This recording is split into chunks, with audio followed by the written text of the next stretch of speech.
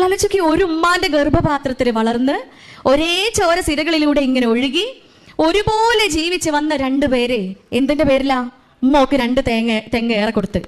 ആർക്ക്? ആങ്ങളൊക്കെ ഇല്ലേ? 2 തെങ്ങ് ഓക്കെ ഏറെ കൊടുത്തോല്ലോ.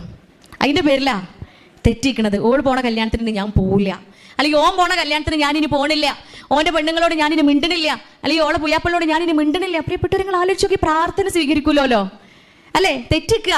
ആങ്ങളും പെങ്ങളും നമ്മൾ തെറ്റില്ല. 5 നേരം പള്ളിയിലെത്തും നിസ്കരിക്കാന്, അല്ലെങ്കിൽ ബാങ്ക് കൊടുത്ത് കഴിയുമ്പോൾ തന്നെ മുസല്ല വിരിക്കും നമ്മള്. ആരാ കേൾക്കണ പ്രാർത്ഥന? പ്രാർത്ഥന സ്വീകരിക്കാത്തവരുടെ കൂട്ടത്തിൽ എണ്ണപ്പെട്ട 1ാമത്തെ കൂട്ടർ ആരാന്നറിയോ? കുടുംബബന്ധം മുറിച്ചോനാ. കുടുംബബന്ധം മുറിച്ചോന്റെ പ്രാർത്ഥന കേൾക്കൂല. നിങ്ങൾ ആലോചിച്ച് നോക്കി, ഇമാതിരി തണുപ്പത്തും മഴയത്തൊക്കെ സുബൈക്ക് നീറ്റ് പള്ളിയിൽ പോണില്ലേ? സുബൈക്ക് നീറ്റ് നിസ്കരിക്കണില്ലേ? 5 നേരം ഫർള് നിസ്കരിക്കണതിന്റെ കൂടെ സുന്നത്ത് എടുക്കണില്ലേ? പട്ടിണി കിടന്ന് നോമ്പ് വെൽക്കണില്ലേ?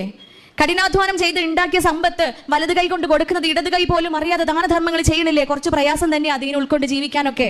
പക്ഷെ അത് നമുക്ക് പ്രയാസമായി തോന്നാത്തത് എന്തുകൊണ്ടാ? അവിടെ എന്തുണ്ട്?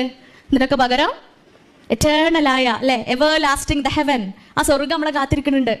ആ സ്വർഗം ഒരിക്കലും നശിക്കാത്ത, സ്വർഗം അവസാനിക്കാത്ത സ്വർഗം നമുക്ക് വേണ്ടി കാത്തിരിക്കുന്നുണ്ട് എന്നുള്ളൊരു വിശ്വാസ ഇതൊക്കെ പ്രയാസമില്ലാണ്ട് നമ്മളെ കൊണ്ട് ചെയ്യിപ്പിക്കണേ.